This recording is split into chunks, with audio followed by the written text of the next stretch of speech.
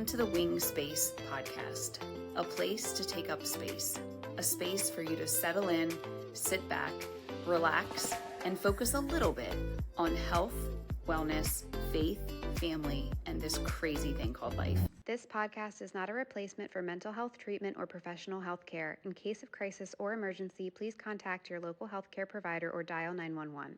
Hey there, and welcome to the Wing Space podcast, a place to take up space. Excited to be in our third season of the podcast, and this season is a mini season where we're talking to experts in the community about important topics. And today I'm excited to have Tracy Pritchard, our Certified Nutrition Specialist, back on the podcast today. It's good to have you here, Tracy. Great to be here. And today we're going to be talking about seasonal eating and what that is, how to maximize local foods, and really what the benefits are. So I'm just going to open it up to you, Tracy. I'd love to hear your thoughts on this topic. Sure. Well, we're here in Southern Maryland right now, and spring has definitely arrived, as we can see with all the pollen, right? So really, it's time to say goodbye to winter and hello to those brighter days. So really a great time to think about changing up family meals. I know in the past we've had the podcast on meal planning. It really a great opportunity to get rid of some of the soups and stews and chili and think about leafy green salads, grilled vegetables, and figuring out what you can find locally at farmers markets or in the grocery stores that feature local farmers. That's great. It's interesting how there is obviously when the season blooms and, all the plants are ripe and all those things, we do see lots of produce stands and local farmers markets and things like that. I guess it's a little interesting to me because we do see some of those in the wintertime as well. So can you talk a little bit about maybe what seasonal foods are and why it's different to eat those foods now than it would be to eat some of those foods in the wintertime? Sure. Well, what seasonal food is produce that is purchased and consumed right around the time that it is harvested. So if you see those stands in the winter and that's what you're eating because the farmer grew it, that's also seasonal eating. We just see a lot more of it in the summer, and it's thing that spring and summer. It's foods that more people are familiar with. Like you think of the roadside stands with the tomatoes and the cucumbers and the watermelons. In fact, that may bring to memory things like growing up when you look forward to summer and eating the berries and the watermelon, or in the fall maybe you remember apples and pumpkins, and there's a lot of nostalgia that goes along with the foods that are eaten closer to the time that they are grown and harvested. So what that really means is the natural cycles of the environment are being used more, so there's less energy or human intervention in getting those foods. If we're eating cucumbers and tomatoes in the winter, there's certainly nothing wrong with that, but the question is, where did they come from? They're probably being shipped from far away. Again, not a problem. We want to be eating fruits and vegetables year round, but taking advantage of seasonal foods means they're probably going to be more delicious, less impact on the environment or transportation or other things when you get it from the person who grew it.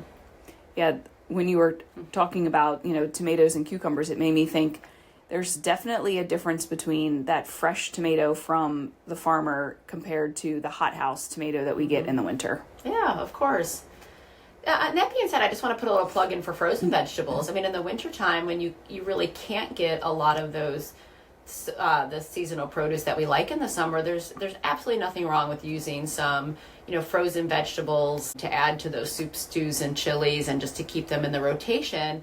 But maybe we weren't meant to eat certain foods every day, every week, 12 months a year, but to rotate based on where we live. In fact, you can put your zip code into a Farmer's Almanac website. It's www.almanac.com, and it'll actually tell you, based on your zip code, what grows best in your area and when to plant specific vegetables if you want to grow your own food. Because what we have in Maryland right now is going to be different than what's growing in Arizona right now, just based on our season-specific climate.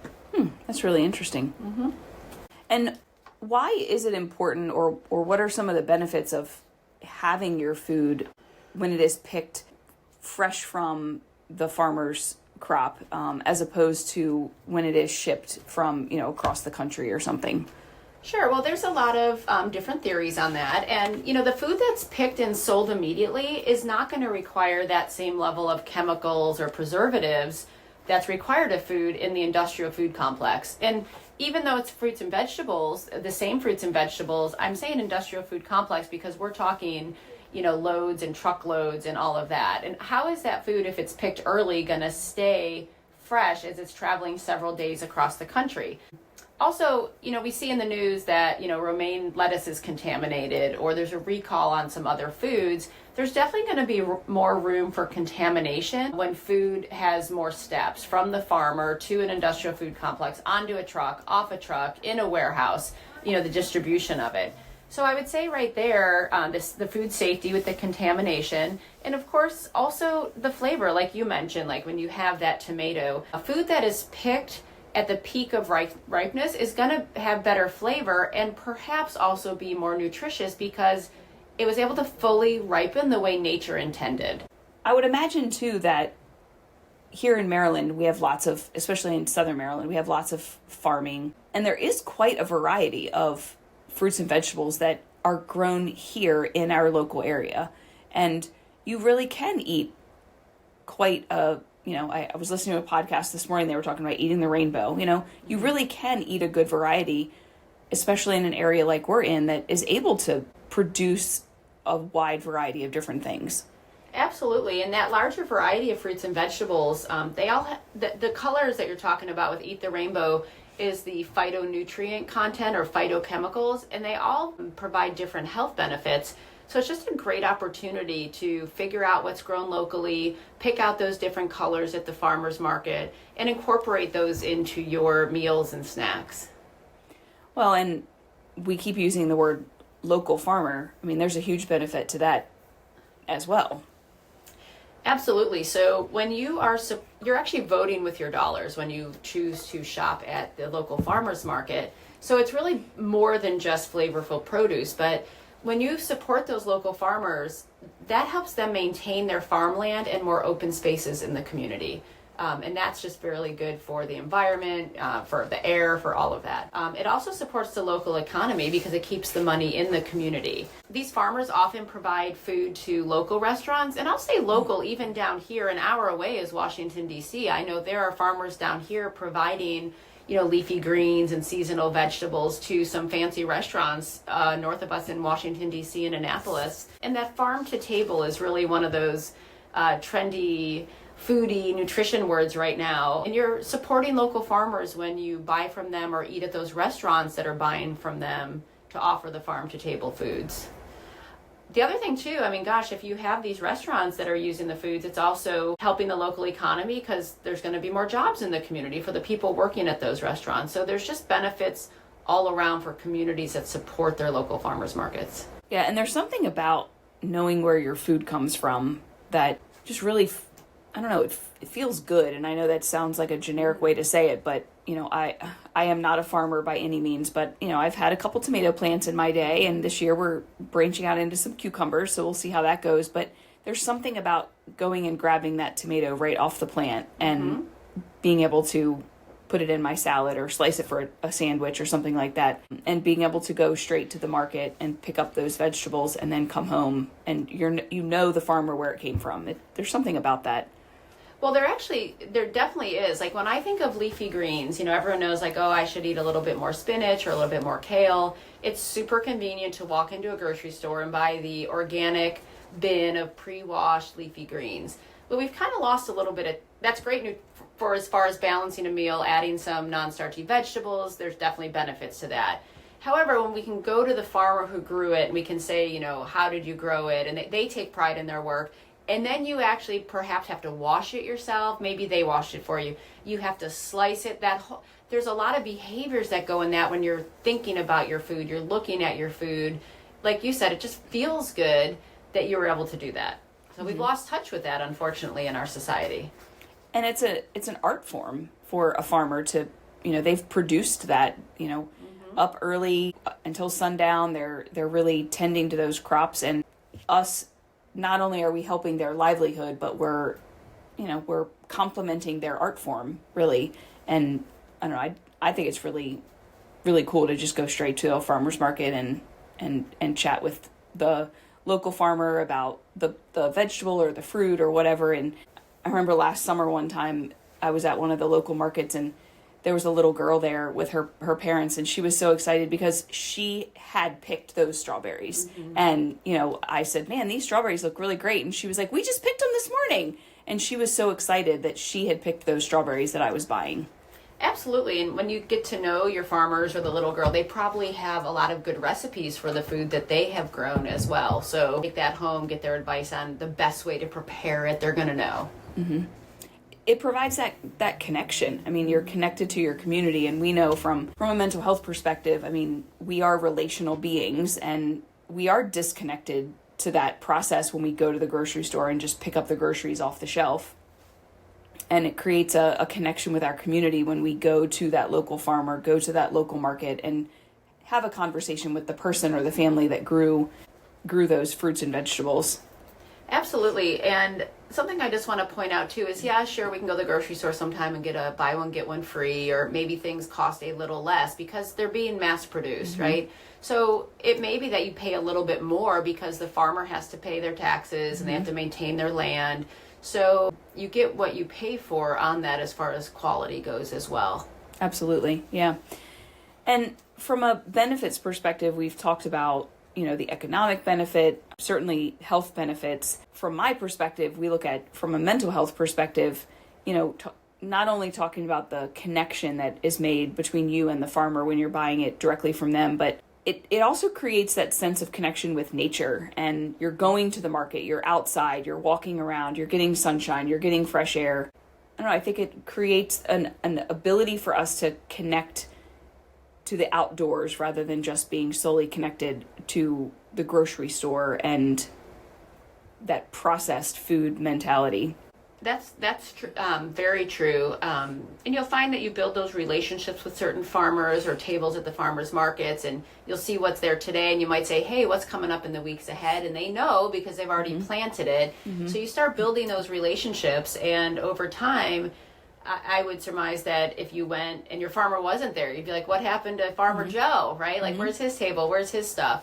Or, oh, you're on vacation, Farmer Joe. How was that? You weren't here last week. So absolutely meaningful social connections, being in nature and outdoors. For a lot of us, unless you do have a farm or you have a green thumb, we're probably not growing our own food, but you might come home from a farmer's market with a nice haul and think, hey, I want to plant some herbs on my little back deck or on my windowsill. And again, that's just great. It's one step in the right direction. And typically, if you come home from a farmer's market with a bunch of fruits and vegetables, and perhaps there be someone who with some locally grown, meats there too, you just automatically reduce the amount of ultra processed foods that you're going to be consuming because you have all of this fresh haul that you won't want to go bad because you just bought it and paid for it. So it's almost like you are going to improve your eating habits without even trying by simply putting a trip to the farmer's market on your calendar. Well, and when we buy things at the grocery store, they are already refrigerated, and therefore we refrigerate them. And I don't know about your teens, but my teens, if it's in the refrigerator, they're not going to eat it. But if it's on the counter, they're going to eat it. So, the other day I was making a salad and I chopped an extra cucumber and just left it on the counter. And before dinner was even ready, the cucumber was gone because they just came by. My husband too just came by and were just snacking on the cucumber. But that cucumber's been in the refrigerator for 3 days and nobody touched it. So when we buy things at the farmer's market, we can leave it out for them to grab it and rinse it themselves and eat it. And I think they are more likely to consume more fresh fruits and vegetables when it's coming fresh from the farmer's market and then it's out and ready for them to eat. Absolutely. So how does somebody get started? If there's somebody that's listening who is traditionally the person that, goes to the grocery store every week and they're getting all their fruits and vegetables and they're listening and thinking, okay, well, maybe I might want to try that. How do they get started? Well, the first thing is just go, right? Like make that trip to the local farmer's market.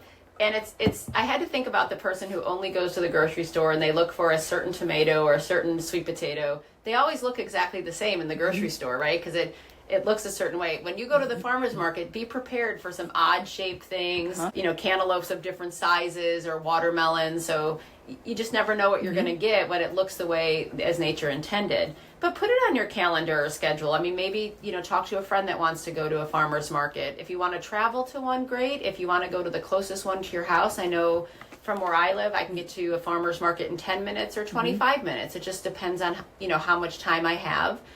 It's just a personal preference on which one you want to go to. If you have kids, take them with you too. This could almost be like a little field trip. I wouldn't go, though, having in mind certain foods that you just have to get or a certain recipe, because you don't know what's going to be available that day. But rather, when you come home, then you can Google some recipes or figure out ways to put those ingredients to work. So have an open mind. Like you said, it's kind of a craft, right? And just be like, hey, we're going to go to the farmer's market. Maybe you go in the morning, and by mid-afternoon, you should have an idea of what you're going to do. Yeah, there's a market near where I live that there's several farmers there. And so what I'll do is I'll create my list of what I think I would like to have based on the meals that I'm going to make the next week. And then I try to buy something from each of the farmers, because not everybody sells green beans. Not everybody sells sweet potatoes. And so I kind of, survey who's got what. And, every now and again, I've decided that I wanted green beans and nobody had them. So I had to get asparagus instead. And I'm just able to, like you said, have an open mind, be flexible, and just know that they're not always going to look perfect. Exactly. And, maybe you're comfortable with the green beans or the cucumbers, but if you haven't purchased or eaten a beet in a long time and you see them there, I would say try something new. Like maybe each time try one new thing. You don't have to buy a dozen. Buy one or two of something new to just give it a shot. I think beets is something you're going to have to give me a good recipe on. Oh, sure. Actually, let me just say that throwing beets in a crock pot with some seasoning or roasting them can be really delicious. And you don't have to eat all the beets. Maybe you just have a couple little diced beets with your meal to add that great color. Oh, that would make my husband happy. He loves beets, and I don't care for them, so I'll have to try some new recipes. Well, there you go. Well, here you go. You could, when you buy your beets from the farmer, you're going to get the beet and the beet greens. So perhaps you could start by you sautéing the beet greens for yourself and cooking the root for your husband, but you're still using the whole food. Okay. So unfortunately, what we do in our society is we take a beet or a carrot and we cut the top off and we eat the root, which is where the starches or sugars are concentrated. They're very healthy. It's a complex carbohydrate. But why are we throwing away those greens? Put those to work. You can put them in a smoothie. You can sauté them. Like, make the whole thing work for you. Yeah, never thought of that. It's a good idea. There's been times that I've purchased vegetables before and I've thought, why are they giving me this? It's probably the greens of some kind. And you're right, using the whole thing, because if I was living off of those, I would absolutely make the best of it, instead of sometimes in our society we just toss away what we think is not important when it really is all useful. Right, you think about a big head of like a broccoli. What we do is we cut off the florets, we steam those or sauté those, but that whole stem can be used. It's a little tougher. You may have to peel it a little or put it through a shredder, but why not use that? It's still part of the whole food, and each part of the plant may offer a little bit different nutritional benefits. Yeah. Any other thoughts for somebody getting started with seasonal eating?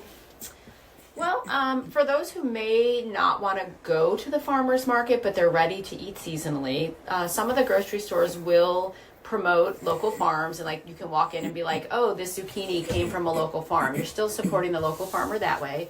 And also there's a thing called community supported agriculture, or CSA. I know there's several different ones in our community, and that's really more of a relationship, maybe a partnership, but with the farmers and consumers, and you pay up front and then you get a weekly share of whatever they harvested that week. So again, no guarantee on how much or what you're going to get, but you will go pick that up from your farmer, or sometimes the farmers deliver, and it's a way to support them, and they know what income is coming in and what they can count on. So a lot of times those farmers have a community supported agriculture option, and they're also at the farmers markets. So that's just another way to support your local farmer and be sure that you're eating seasonally. Yeah, and I would imagine that somebody listening who might be interested in that, they could just Google that and they could easily find the ones in our local area. Absolutely. And or, if you look on any kind of social media, ask your friends, you'd be surprised how many people are getting boxes from all kinds of places. So based on your budget or preferences, there are a lot of options around here right now. Great. This has been a really good conversation. I think that as we begin to eat more fresh fruits and vegetables, more, locally raised meats and eggs and things like that, we're more likely to just eat healthier all around, because everything isn't so highly processed when we have to create something from all of these ingredients that we have. And really that's our goal, is to just have people make small steps that encourage them to overall be healthier, increase their well-being overall. So more information obviously can be available on our blog and on our website as Tracy is sharing information with us, new recipes. So make sure that you're following us on social media. If you have questions or thoughts, feel free to shoot me an email, jennifer@hopehealingtherapy.com.